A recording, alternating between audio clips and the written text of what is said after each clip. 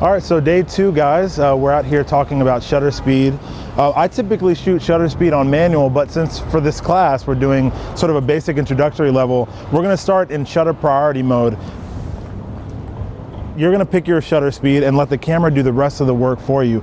So all the heavy lifting will be automatically done, and you're gonna pick the shutter speed that will best help you either freeze motion if that's what you're trying to do, or just allow the right amount of light to come into the camera for the perfect exposure.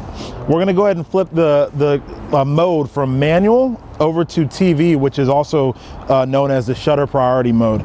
So for most cameras, it's just the top dial. You're gonna push in and just turn it till you see the line on the top of the camera line up with the TV. And that'll get you ready to start shooting. I'm gonna start with a really slow shutter speed, just to show you what it looks like not to freeze motion. You're gonna probably see a little blur in the image. You'll probably see a motion trail coming off whatever subject I shoot, whether that be a car or that be a person. And that's just to let you know that if you aren't cognizant of where you're shooting at, you're gonna end up with some motion blur.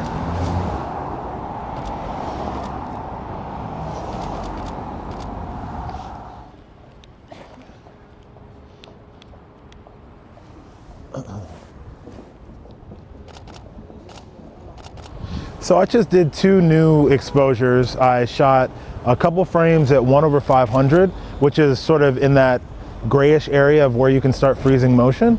And then I shot another frame at 1/2500, which is going to be a most likely to be able to freeze motion. One of the things I do, if somebody's running past my lens, I will pan the camera with the motion. That just helps add to the ability for the shutter to freeze the motion.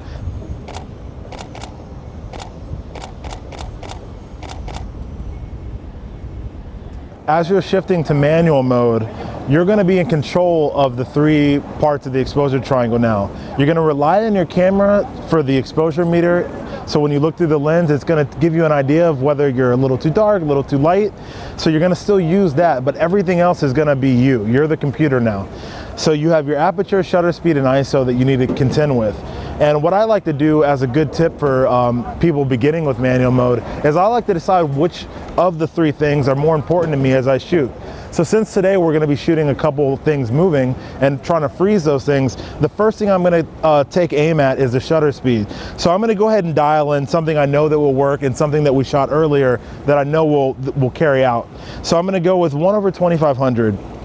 That'll give us a good starting point. Now, I do know that it's overcast, so the next thing I'm gonna do is I'm gonna go ahead and look through my shutter, half press it to see what the exposure is like, and it looks like it's reading like 2 stops too dark. So I already know that I'm gonna have to ratchet up the ISO. So I'm gonna just throw it in the neighborhood of 400 because I know that was working earlier, and it might even go to 800, we'll just see. Yep, 800 gets us way closer. And now that I only have one more tweak to make, it's only aperture. I'm almost at the bottom aperture, meaning the lower number that I can get to. I'm at 3.2. To make this a perfect exposure, I need to shift it down to 2.8. And that's how you problem solve your way into the final exposure.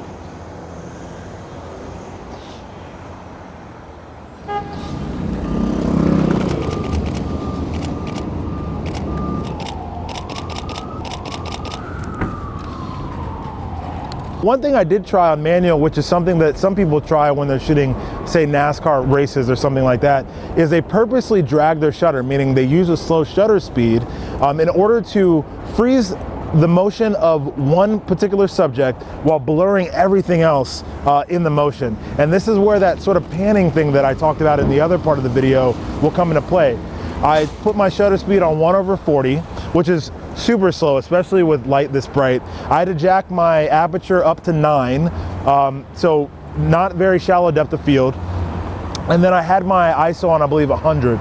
And I picked a bicycle that was moving at a decent speed, and instead of just shooting him from a stationary point with the lens, I decided to pick him and then pan with him.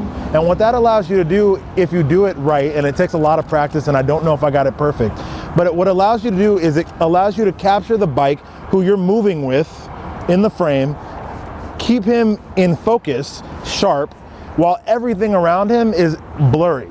That's just one little fun trick you can play with. might not be the best for any of your photography, but it could be a fun thing to do if you happen to shoot a car race or a cyclist race or just something fun like that.